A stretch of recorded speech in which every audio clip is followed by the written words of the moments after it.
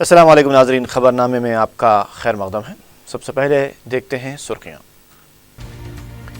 وزیر اعظم مودی سپنوں کے سوداگر، تاریخ بدلنے کے بجائے خود کو بدلیں، جلسہ یاد فخر ملت سے بیرسٹر اویسی کا خطاب۔ مسلمانوں کے سماجی و معاشی حالات کا جائزہ لینے کے لیے تحقیقاتی کمیشن آئندہ ہفتے اعلامیہ جاری کرے گا۔ غیر مجاز تعمیرات کو روکنے کے لیے خصوصی قانون کے تحت اقدامات کیے جائیں گے، وزیر کمرشل ٹیکس کا اعلان۔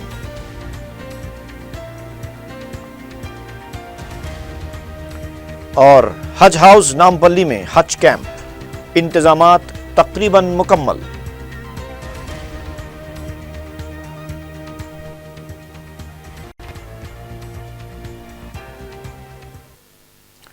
اور اب تفصیل۔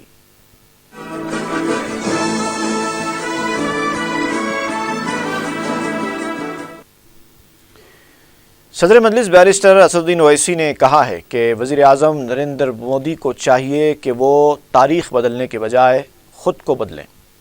محبوب چوک میں سابق صدر مجلس فخر ملت مولوی عبدالواحد اویسی کی برسی کے موقع پر منعقدہ جلسہ یاد فخر ملت سے خطاب کرتے ہوئے بیرسٹر اویسی نے وزیر اعظم نریندر مودی کو سپنوں کے سوداگر سے تعبیر کیا۔ اس موقع پر بیرسٹر اویسی نے بنگلور کے بلد انتخابات کے دوران مقامی کانگریس حکومت کی جانب سے کی گئی سازشوں کی بھی تفصیلات بتائیں۔ انہوں نے خبردار کیا کہ کرناٹک کے اسمبلی انتخابات میں مجلس پوری طاقت کے ساتھ حصہ لے گی۔ صدر مجلس نے دلی کی اورنگزیب روڈ کو عبدالکلام سے موسوم کرنے پر بھی شدید رد عمل کا اظہار کیا۔ انہوں نے کہا کہ اگر سابق صدر جمہوریہ کو خراج پیش ہی کرنا ہے تو ان کے نام سے مسلم اور غریب طلباء کے لیے سائنس اسکالرشپس شروع کی جانی چاہیے۔ جلسے سے مجلس کے اراکین مخننہ اور دیگر قائدین نے بھی خطاب کیا۔ اسد الدین اویسی جینا کہتے ہیں، میں جینا، ارے میں جینا کی طرح بھاگنے والا نہیں ہوں۔ ہندوستان میرا وطن ہے۔ عبدالواحد اویسی نے جینا کے پیغام کو مسترد کیا، رد کیا، کنڈیم کیا اور کہا کہ ہم جنا کی طرح فرار کی زندگی نہیں اختیار کریں گے۔ ہندوستان ہمارا وطن ہے۔ عبدالواحد اویسی نے فیصلہ لیا کہ ہم جمہوری انداز میں اپنے آپ کو منائیں گے۔ جو لوگ بار بار رضاکار رضاکار، یہ رضاکاروں کی جماعت نہیں ہے، یہ مخلصوں کی جماعت ہے، یہ ہندوستان سے محبت کرنے والوں کی جماعت ہے۔ جن کو پاکستان جانا تھا وہ چلے گئے۔ یہ مجلس اصل مجلس ہے۔ یہ عبدالواحد اویسی اور سلطان صلاح الدین اویسی اور ان کے تمام ساتھیوں کے خوابوں کی تعبیر کی مجلس اتحاد المسلمین ہے، جس میں دلت اور مسلمان کو برابر ان کا حق ملے گا، اور ہم دلت، مسلمان اور او بی سی کو ساتھ لے کر آگے بڑھنا چاہتے ہیں۔ ہندوستان کے وزیر اعظم بیانات تو بہت دیے، پارلیمنٹ میں پہلی تقریر ہندوستان کے وزیر اعظم نے کی، اور اپنی پہلی تقریر کے دوران بہت سی باتیں ہمارے وزیر اعظم نے کہی۔ میں تو ان کو کہتا ہوں کہ وزیر اعظم سے زیادہ یہ سپنوں کے سوداگر ہیں، بڑی بڑی باتیں کرتے ہیں۔ تقریر کے دوران مسٹر پرائم منسٹر نے یہ کہہ دیا کہ 1200 سال کی غلامی کے بعد بی جے پی کو اقتدار ملا۔ سوال یہ پیدا ہوتا ہے میرے عزیز دوستو، آخر وہ کون سے 1200 سال کی بات مسٹر پرائم منسٹر کر رہے ہیں؟ یہ جملہ ہمارے وزیر اعظم نے ہندوستان کی پارلیمنٹ میں دہرایا، اور پھر اس کے بعد جب امریکہ گئے تو نیو یارک کے میڈیسن اسکوائر گارڈن میں، جہاں پر 25 سے 30 ہزار ہندوستان کی عوام بیٹھی ہوئی تھی، تو ان کو دیکھ کر ہمارے وزیر اعظم نے پھر سے جملہ دہرایا کہ 1200 سال کی غلامی۔ سوال یہ پیدا ہوتا ہے کہ 1200 سال کی غلامی کا مطلب کیا ہے؟ میں آج اس جلسے سے بی جے پی اور آر ایس ایس کے لوگوں کو چیلنج کر رہا ہوں کہ میں جاننا چاہتا ہوں، ہندوستان کی عوام جاننا چاہتی ہے، ہندوستان کا دلت جاننا چاہتا ہے، ہندوستان کا مسلمان جاننا چاہتا ہے کہ 1200 سال کی غلامی کا مطلب کیا ہے۔ کیا جب خواجہ اجمیری رحمت اللہ علیہ ہندوستان کو آئے، کیا وہ غلامی کا دور تھا؟ کیا قطب الدین بختیار کاکی نے جب انسانیت جو پیاسی تھی امن کے لیے، ان کو امن کے اسلام کے دائرے میں اگر ان کو آنے کی دعوت دی تو کیا وہ غلامی کا دور تھا؟ کیا التمش کا دور غلامی کا دور تھا؟ کیا خلجیوں کا دور غلامی کا دور تھا؟ کیا سلطنت مغلیہ کا دور غلامی کا تھا؟ کیا نظام الدین اولیاء کا دور غلامی کا تھا؟ کیا قطب الدین بختیار کاکی کا دور غلامی کا تھا؟ کیا نصر الدین چراغ دہلی کا دور غلامی کا تھا؟ کیا اگر سرزمین دکن پر اگر یہاں پر خواجہ بندہ نواز آئے تو کیا وہ غلامی کا دور تھا؟ کیا ٹیپو سلطان شہید نے جو تلوار اپنے ہاتھ میں لے کر انگریزوں سے لڑ کر شہید ہوا تو بتاؤ مسٹر مودی کیا وہ غلامی کا دور تھا یا پھر غلامی سے نجات کا دور تھا؟ اگر سراج الدولہ نے اپنی سب چیز کو قربان کر دیا اور انگریزوں سے لڑتے ہوئے تو کیا وہ غلامی کا دور تھا؟ کیا ہمارے معزز علماء کرام نے سن 57 کی جنگ آزادی میں اپنے قلم کی سیاہی سے انگریزوں کے خلاف لڑنے کا جہاد کا فتویٰ دیا؟ تو بتاؤ B J P R S S والوں وہ غلامی کا دور تھا یا غلامی کے نجات کا دور تھا؟ یہ سوچ اور فکر اگر ہندوستان کے وزیر اعظم کی ہے تو بتاؤ انصاف کیسے ہوگا؟ تم کیسے انصاف کرو گے؟ ہمارے وزیر اعظم 2 دن پہلے بیان دیتے ہیں کہ نہیں دنیا کو دیکھنا چاہیے کہ اسلام میں جو صوفیوں کا معاملہ ہے وہ امن کا معاملہ ہے۔ نہیں مسٹر وزیر اعظم، یاد رکھو اسلام امن کا نام ہے۔ ہاں اسلام میں صوفی ہے، اسلام میں بریلوی ہے، اسلام میں دیوبندی ہے، اسلام میں ہر وہ لوگ ہیں شیعہ ہیں جو لا الہ الا اللہ محمد رسول اللہ بولتے ہیں۔ ان تمام کا ماننا یہ کہ اسلام امن کا نام ہے۔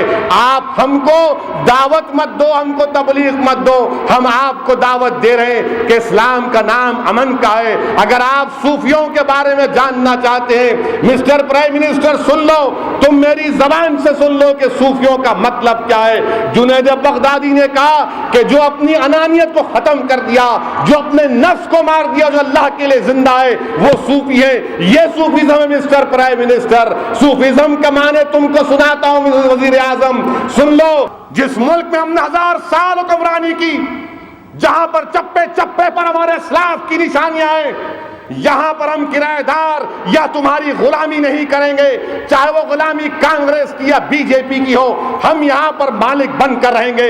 ہم تمہارے ہاتھ بن کر تمہارے سامنے نہیں ٹھہریں گے، ہم تمہاری آنکھوں میں آنکھیں ڈال کر اپنے حق کا مطالبہ کریں گے۔ ہم تمہارے سامنے سر نہیں جھکائیں گے، ان مسجدوں میں جا کر اپنے سر کو جھکائیں گے۔ ہم تمہارے سامنے روئیں گے نہیں، ہم اللہ کے پاس جا کر روئیں گے۔ ہم تم کو رلائیں گے انشاءاللہ تعالی۔ جمہوریت میں جمہوری انداز میں حصہ لیں گے اور تم کو رلائیں گے۔ 70 سال ہو چکے اس ملک کو آزاد ہو کر، 70 سال ہو گئے ہمارے ملک کو آزاد ہو کر۔ بتائیے آج کیا موقف ہے ہمارا؟ کانگریس آج مجلس کے خلاف، مجلس ایسا کر رہی، مجلس وہ کر رہی، مجلس نہیں لڑنا۔ کیوں جاری مجلس مہاراشٹرا کو؟ کیوں جاری مجلس بہار کو؟ کیوں جانے والی ہے؟ اتر پردیش کو کیوں لڑیں گے آپ؟ آپ کی باپ کی جاگیر ہے یہ آپ لکھا کے لے کے آئے، اس میں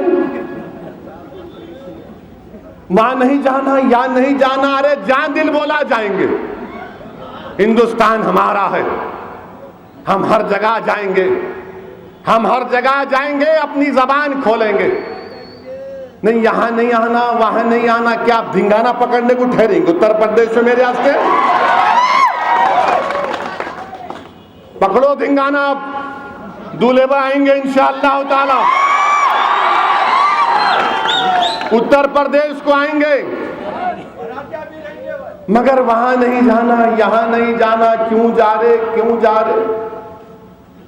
اور کانگریس کے ایک بہت بڑے لیڈر 10 سال چیف منسٹر رہے انہوں مدھیہ پردیش کے۔ نہیں مجلس جو ہے بی جے پی سے ملی بھی اچھا، اور پھر بولتے نہیں مودی مضبوط ہو رہا، آپ کیوں لڑتے الیکشن؟ اچھی بات۔ 10 سال منموہن سنگھ جب پرائم منسٹر تھے، آپ مودی کے پیچھے کیوں نہیں پڑے ہاتھ دھو کے؟ اتنے بڑے بڑے واقعات تھے, آپ کیوں نہیں ایکسپوز کرے اس کو؟ مگر نہیں, مجلس نہیں جانا, مجلس یہ نہیں کرنا. خیر مدھیہ پردیش کے جو سابقہ چیف منسٹر ہے ڈگ وجے وکیل سے نوٹس کل جا رہی ہے آپ کو, چپلاں گھساؤں گا انشاءاللہ تعالی. تم کو بتانا پڑے گا, جو تم جھوٹا الزام مجھ پر لگائے تم کو بتانا پڑے گا, تم کو پروف کرنا پڑے گا. قانون تھوڑا بہت میرے کو بھی آتا, اور تم یاد رکھو کہ میں ان سیاستدانوں میں نہیں ہوں جو تمہاری آنکھوں میں آنکھیں ڈال کر نہیں بات کر سکتا. میں تمہاری آنکھ میں آنکھ ڈال کر بات کروں گا. میرا حق ہے تو تم سے چھین بھی لوں گا انشاءاللہ تعالی, مگر ہرگز یہ مت سمجھو کہ تم بولتے جاؤ گے ہم نہیں بولیں گے. یاد رکھو 70 سال ہم نے تمہاری باتوں کو سنا, اب تم کو سننا پڑے گا, ہمارے غصے کو سمجھنا پڑے گا. اگر میری زبان میں کڑواہٹ ہے تو تمہارے ناانصافیوں کی وجہ سے, اگر میری زبان سے نکلنے والے الفاظ تم کو پسند نہیں ہے تو تم ذمہ دار ہو اس کے. تلنگانہ میں مسلمانوں کے سماجی اور معاشی حالات کا جائزہ لینے کے لیے انکوائری کمیشن عوام سے تجاویز اور مشورے حاصل کرنے کے لیے آئندہ ہفتے اعلامیہ جاری کرے گا. ذرائع کے مطابق کمیشن 5 سپٹمبر کو حیدرآباد کے تربیتی مراکز کا دورہ کرتے ہوئے حالات کا جائزہ لے گا. 3 اور 4 کو ضلع میدک کا دورہ کرے گا. تحقیقاتی کمیشن کے ضلع میدک کے دورے کے سلسلے میں ایگزیکٹو ڈائریکٹر اقلیتی مالیاتی کارپوریشن سید احمد علی نے 4TV کو بتایا کہ پروگرام کے مطابق 3 سپٹمبر 3 بجے تحقیقاتی کمیشن کلکٹر آفس سنگاریڈی میں مسلمانوں کی سماجی, تعلیمی اور معاشی پسماندگی کا تفصیلی جائزہ لے گا. مسلم تنظیمیں اس موقع پر اپنی رپورٹس کمیشن کے حوالے کر سکتی ہیں. بعد ازاں تحقیقاتی کمیشن 4 سپٹمبر 3 بجے سدی پیٹ کے RDO میں بھی اپنا کام جاری رکھتے ہوئے مذکورہ موضوع پر مسائل دریافت کرے گا.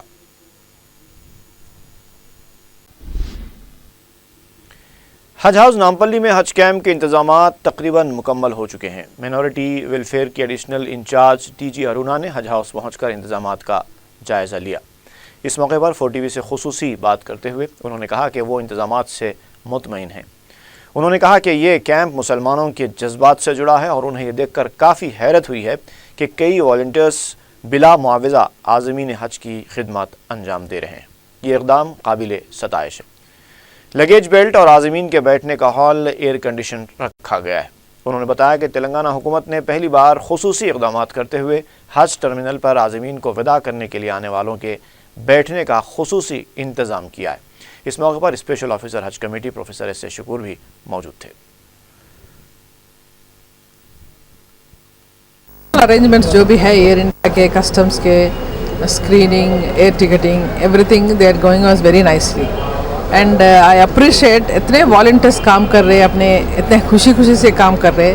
That's really great on the part of the volunteers and the staff حج committee and all the officers here. And most importantly حاجز, میں نے حاجز لیڈیز سے بات کرے, ایلڈرلی پیپل سے بات کرے, سب کرے. They are so happy on the arrangements. They have arrived almost first flight, second flight, third flight والے بھی آ گئے, ڈسٹرکٹ سے بھی آ گئے. Everybody is feeling that they are comfortable. Food served is very good and the arrangements are also very good. All the departmental officials, they are doing their work very perfectly.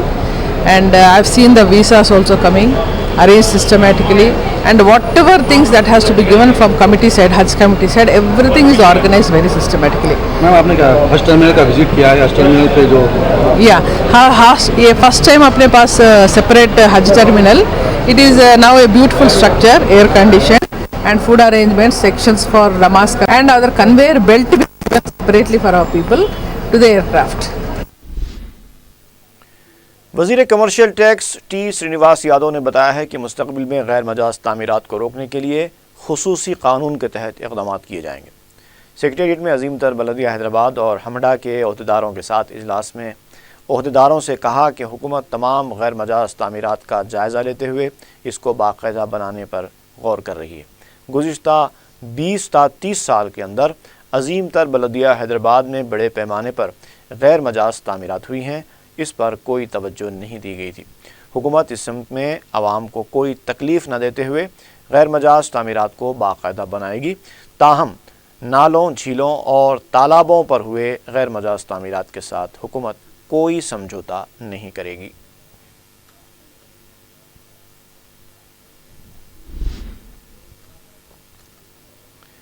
مجلس کے general secretary اور رکن assembly Ahmad Pasha Qadri نے کشن باغ 9 number کے علاقے قائم نگر کا دورہ کرتے ہوئے 1 کروڑ 20 لاکھ روپے لاگتی کاموں کا افتتاح انجام دیا۔ انہوں نے میڈیا کو بتایا کہ مجلس نے اس علاقے کے تقریباً 80% بنیادی سہولتوں کے کام مکمل کر لیے ہیں، جبکہ ماباقی کاموں کو بھی جلد مکمل کیا جائے گا۔ انہوں نے بتایا کہ مذکورہ علاقے کے اطراف و اکناف میں نئے ترقیاتی کاموں کے لیے تخمینے داخل کیے گئے ہیں تاکہ عوام کو مزید سہولتیں پہنچائی جا سکیں۔ اس موقع پر رکن کونسل الطاف حیدر رضوی اور سابق رکن بلدیہ محمد عزیز بھی موجود تھے۔ قائم نگر کے علاقے میں تقریباً 1 کروڑ 20 لاکھ کی لاگت کے کاموں کا افتتاح میں آیا۔ یہ کام بہت تیزی سے چل رہا تھا، اس کی تقریباً تکمیل بھی ہو گئی ہے۔ نقیب ملت بیرسٹر اسد الدین اویسی صاحب صدر مجلس رکن پارلیمنٹ کی ہدایت پر یہاں کے نمائندہ کارپوریٹر ایم عزیز صاحب نے اس کی منظوری حاصل کی تھی۔ پاددہ یہ ٹینڈر ہو کے اس کے بعد کام کا آغاز ہوا۔ بہت سارے تقریباً قائم نگر کی اس بستی میں سمجھتا ہوں 80% کام بنیادی جو ضروریات کے کام تھے وہ تکمیل ہوئے۔ اس کاموں میں یہ CC روڈ کے علاوہ اس میں ایک اسٹم واٹر ٹرین بھی شامل ہے۔ SW ٹرین نے 10 لاکھ کی لاگت کی ہے۔ اس موقع پر ہمارے سید الطاف حیدر رضوی صاحب MLC مجلس اتحاد المسلمین، نمائندہ کارپوریٹر عزیز صاحب اور یہاں کی ابتدائی مجلس کے رضوان صاحب، ان کے تمام ساتھی بھی یہاں پر موجود ہیں۔ اس کے اطراف اکناف کے علاقے میں بھی کچھ تھوڑے کام رہ گئے ہیں، انشاءاللہ اس کے بھی اسٹیمیٹ داخل کیے گئے ہیں۔ وہ منظوری کے بعد اس کی بھی جلد سے جلد تکمیل ہوگی اور تب کہیں جا کر اس علاقے میں یہاں کے لوگوں کے لیے بہت ساری سہولتیں فراہم ہوں گی۔ بلدی برقی آب رسانی مسائل کی یکسوئی کے لیے مجلس اتحاد المسلمین دن رات کوشش کر رہی ہے، نمائندگی کر رہی ہے، منظوریاں حاصل کرتی جا رہی ہے، لوگوں کو سہولت پہنچاتی جا رہی ہے۔ توقع ہے کہ یہاں پر بھی ہم کوئی بھی ایک مسئلہ یہاں پر رکا ہوا نہیں رہے گا، تمام مسائل کی مکمل طور پہ انشاءاللہ قریب میں یکسوئی ہوگی۔ شکریہ۔ تلنگانہ پبلک سروس کمیشن کے ون ٹائم رجسٹریشن میں غلطیوں کی سدھارنے کی سہولت دی گئی ہے۔ کمیشن نے اطلاع دی ہے کہ آئندہ 3 دنوں تک اپنے رجسٹریشن میں کوئی غلطی یا ترمیم کرنا ہو تو اس سہولت سے استفادہ کیا جا سکتا ہے۔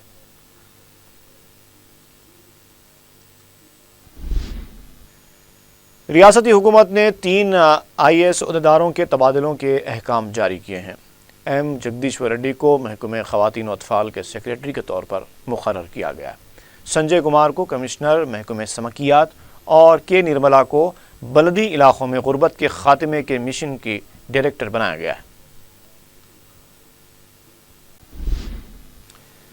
ریاستی وزیر ہریش راؤ نے کہا ہے کہ مشن کاکتیہ پروگرام سے جھیلوں کو کارکرد بنانے سے عوام کو سہولت حاصل ہوگی۔ انہوں نے اپوزیشن کو تنقید کا نشانہ بناتے ہوئے کہا کہ اسے اپنی آنکھیں کھول لینی چاہیے۔ ورنگل میں مشن کاکتیہ پروگراموں کا جائزہ لینے کے بعد نرسا راؤ پیٹ میں جھیلوں کے اطراف پودے لگائے گئے۔ اس موقع پر ریاستی وزیر ہریش راؤ نے کہا کہ تلنگانہ سے متعلق مرکزی حکومت جو رویہ اختیار کیے ہوئے ہے اس پر BJP قائدین خاموش کیوں ہیں۔ انہوں نے یہ بھی کہا کہ تلنگانہ کی غدار مانی جانے والی تیلگو دیشم سے آخر BJP نے مفاہمت کیوں کی ہے۔ بعد میں ہریش راؤ نے کریم نگر کا بھی دورہ کیا۔ انہوں نے کہا کہ کسانوں کی بہبود حکومت کا اولین مقصد ہے۔ ہریش راؤ نے کریم نگر میں بعض ترقیاتی کاموں کا بھی سنگ بنیاد رکھا۔ ہریش راؤ نے کہا کہ مشن کاکتیہ پروگرام کے اچھے نتائج سامنے آ رہے ہیں، تمام زیر التوا پروجیکٹس کو مکمل کیا جائے گا۔ اس موقع پر وزیر آبکاری پدما راؤ نے کہا کہ سستی شراب کی وجہ سے حکومت کو نقصان کا سامنا کرنا پڑے گا۔ انہوں نے کہا کہ حکومت کو اس سے کوئی فائدہ نہیں ہے اور گوڑ طبقے کو پریشان ہونے کی ضرورت نہیں ہے۔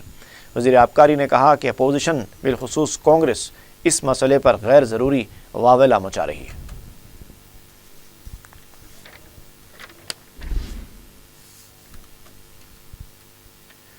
تلنگانہ فلم چیمبرز کے وفد نے وزیر commercial tax T Srinivas Yadav سے نمائندگی کرتے ہوئے کم بجٹ کی فلموں کو ٹیکس سے مستثنا رکھنے کی اپیل کی۔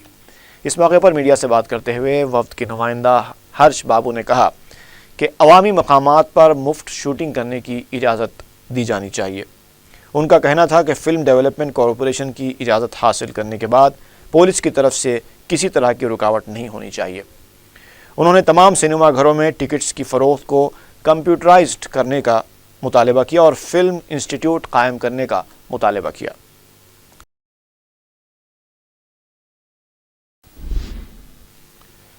کانگریس رکن اسمبلی جیون ریڈی نے کہا ہے کہ سستی شراب کو فروغ دینے کے سلسلے میں وزیر اعلیٰ KCR اپنی نچلی ذہنیت کا ثبوت دے رہے ہیں۔ میڈیا سے بات کرتے ہوئے انہوں نے کہا کہ انتخابات کے وقت غیر قانونی گڑمبے اور شراب پر 24 گھنٹوں کے اندر قابو پایا جا سکتا ہے تو حکومت مکمل طور پر قابو پانے میں ناکام کیوں ہو سکتی ہے۔ جیون ریڈی نے کہا کہ آبکاری محکمے سے 2000 کروڑ روپے کی آمدنی حاصل کرنے کے لیے وزیر اعلیٰ سستی شراب کو فروغ دے رہے ہیں۔ جیون ریڈی نے کہا کہ سستی شراب سے مضر اثرات نہ ہونے کا دعویٰ انتہائی مضحکہ خیز ہے۔ انہوں نے کہا کہ مستقبل میں سستی شراب سافٹ ڈرنک کی طرح عام ہو جائے گی۔ کانگریس رکن اسمبلی نے کہا کہ عوام کی زندگیوں سے حکومت کو نہیں کھیلنا چاہیے اور کابینہ کے اجلاس میں اس مسئلے پر سنجیدگی کے ساتھ غور کرنا چاہیے۔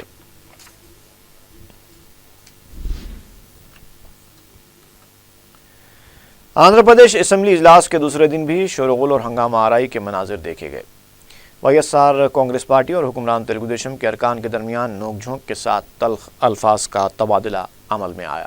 ریاست کو خصوصی درجہ دینے کے سلسلے میں وزیر اعلیٰ چندر بابو نائیڈو نے قرارداد پیش کی۔ اس موقع پر انہوں نے کہا کہ پولاورم پروجیکٹ کو کسی بھی صورت میں مکمل کیا جائے گا۔ ان کا کہنا تھا کہ ریاستی حکومت ریاست کے لیے خصوصی درجہ ملنے کے سلسلے میں ہر ممکن کوشش کر رہی ہے۔ ایوان میں اس وقت مزید ہنگامہ آرائی دیکھی گئی جب اپوزیشن لیڈر جگن موہن ریڈی نے نوٹ برائے ووٹ اسکیم کا مسئلہ اٹھایا۔ جگن نے کہا کہ ACB نے اپنی چارج شیٹ میں 22 بار چندر بابو نائیڈو کا نام لیا ہے، یہاں تک کہ وزیر اعلیٰ کے آواز کے نمونے بھی فورنسک لیب بھیجے گئے۔ انہوں نے سوال کیا کہ کیا یہ وہی وجہ نہیں ہے کہ وہ وزیر اعظم پر ریاست کو خصوصی درجہ دینے کے لیے دباؤ ڈالنے سے عاجز ہیں۔ جگن کے اس ریمارک پر تلگو دیشم ارکان نے احتجاج کیا اور ایوان میں ہنگامہ آرائی شروع ہو گئی۔ دونوں جماعتوں کے ارکان ہاتھا پائی بھی کرنے لگے۔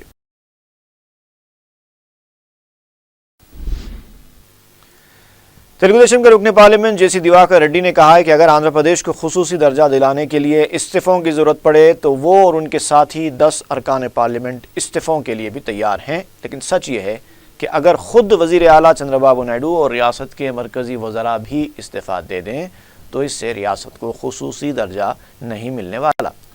JC دیواکر ریڈی نے کہا کہ جگن موہن ریڈی کو غصہ زیادہ ہے اور وہ نئے لیڈر ہیں، جبکہ چندر بابو نائیڈو کو غصہ کم ہے اور وہ پرانے لیڈر ہیں۔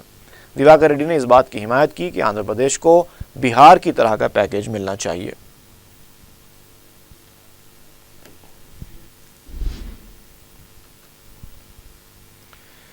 عدالت کی طرف سے سنائی گئی سزا کے مطابق شہر کے مختلف چوراہوں پر شراب پی کر گاڑی چلانے والوں کو پلاکارڈز کے ساتھ کھڑا کیا گیا۔ نامپلی چوراہا، مظلوم جاہی مارکیٹ اور دیگر مقامات پر قریباً 28 افراد کو بطور سزا پلاکارڈز دے کر کھڑا کیا گیا، جس پر شراب پی کر گاڑی چلانے سے بچنے کی تلقین کرنے والی تحریر تھی۔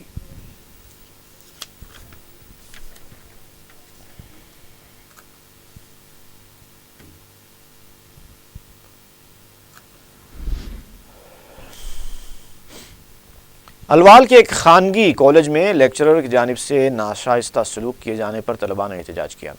بتایا گیا ہے کہ انگریزی کے لیکچرر ادے شنکر نے 3 طلباء کے ساتھ ناشائستہ سلوک کیا تھا اور انہیں وہ ہراساں بھی کر رہا تھا۔ اس اطلاع کے عام ہوتے ہی کالج کے طلباء نے دھرنا دیتے ہوئے لیکچرر کے خلاف کارروائی کا مطالبہ کیا۔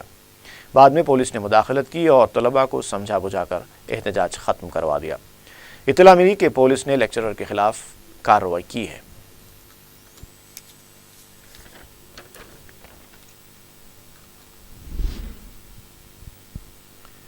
دونڈیگل پولیس اسٹیشن کے حدود میں واقع قطب اللہ پور منڈل کے بہادر پلی کے پاس پیش آئے ایک سڑک حادثے میں انجینئرنگ کی ایک طالبہ ہلاک ہو گئی۔ ملا ریڈی انجینئرنگ کالج کی بس نے اسکوٹی پر سوار نوجوان لڑکی کو ٹکر دے دی، جس سے اس کی موت واقع ہو گئی۔ متوفی کی شناخت 18 سالہ راجیشوری کی حیثیت سے کی گئی ہے اور وہ ملا ریڈی کالج کی ہی طالبہ بتائی گئی ہے۔ پولیس نے لاش کو گاندھی ہاسپٹل منتقل کرتے ہوئے تحقیقات شروع کر دی۔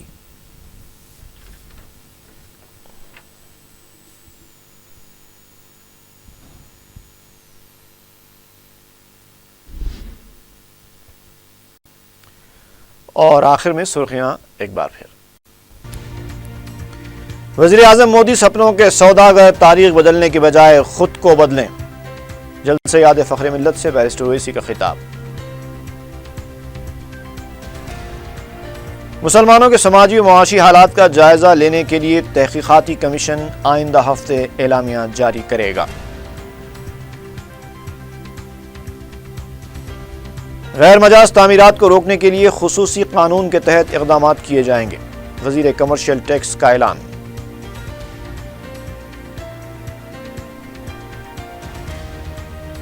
اور حج ہاؤس نامپلی میں حج کیمپ، انتظامات تقریباً مکمل۔